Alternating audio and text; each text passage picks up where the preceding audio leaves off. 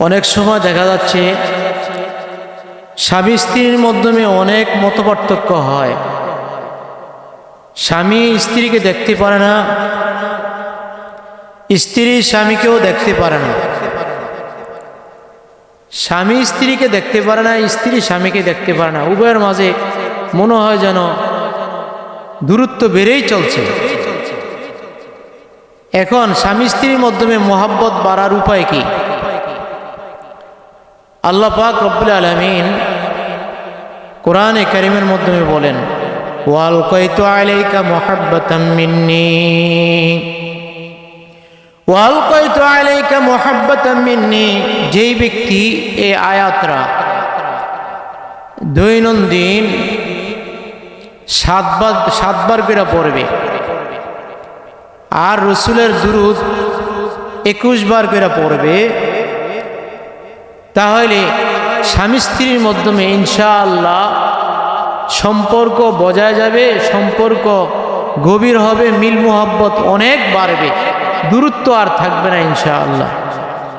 সূরা ফুরকানের ৭৪ নম্বর আয়াত আল্লাহ পাক রব্বুল আলামিন বলেন, রব্বানা হাব লানা মিন আজওয়াজিনা কুররাতা আয়ুনিন ওয়াজআলনা লিল মুত্তাকিনা ইমামা।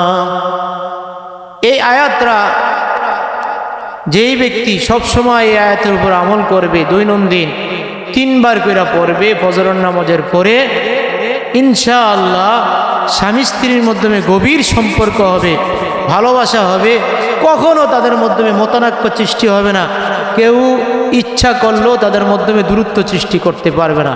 ইনশাআল্লাহ আমরা সকলেই এই আমলটা করব এবং রসুলের দুরূদ দৈনন্দিন 7 বার করে পড়ব। ইনশাআল্লাহ স্বামী স্ত্রীর মাধ্যমে গভীর সম্পর্ক হবে, ধীরে ধীরে সম্পর্ক বেড়েই চলবে ইনশাআল্লাহ। দুষ্টু জিন থেকে বাঁচার উপায়। ভাই, আপনিও জানেন না, আমিও জানি না কিভাবে জিনের আসর থেকে মুক্তি পাবো। হাজার হাজার মানুষ জিনের আসরে লিপ্ত হয়ে যায়। এই দুষ্টু জিন থেকে বাঁচার উপায় 4টা কাজ করলে, হাদিসের দৃষ্টিতে 4টা কাজ করলে ইনশাআল্লাহ আপনি আপনার সন্তান দুষ্টু জিন থেকে ইনশাআল্লাহ বেঁচে যাবেন, দুষ্ট জিনের আসর থেকে ইনশাআল্লাহ মুক্ত পাবেন 100% ইনশাআল্লাহ। রাসূল আরবি সাল্লাল্লাহু আলাইহি সাল্লাম বলেন, 1 নম্বর, যেই ব্যক্তি রাত্রে শোয়ার সময় আয়াতুল কুরসি পড়বে, আয়াতুল কুরসি যখন পড়বেন ইনশাআল্লাহ আপনি দুষ্ট জিন থেকে ইনশাআল্লাহ বাঁচতে পারবেন।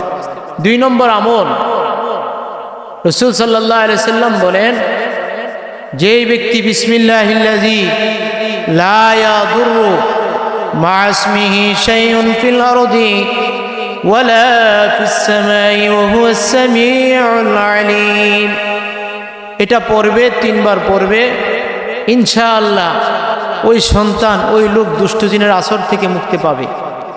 3 নম্বর আমল, যেই ব্যক্তি 4 কুল পয়রা দোনো হাত জোড়া কইরা ফু দিয়া পুরা শরীরে মুছা দিবে, ওই ব্যক্তি দুষ্ট জিনের আসর থেকে ইনশাআল্লাহ মুক্ত পাবে।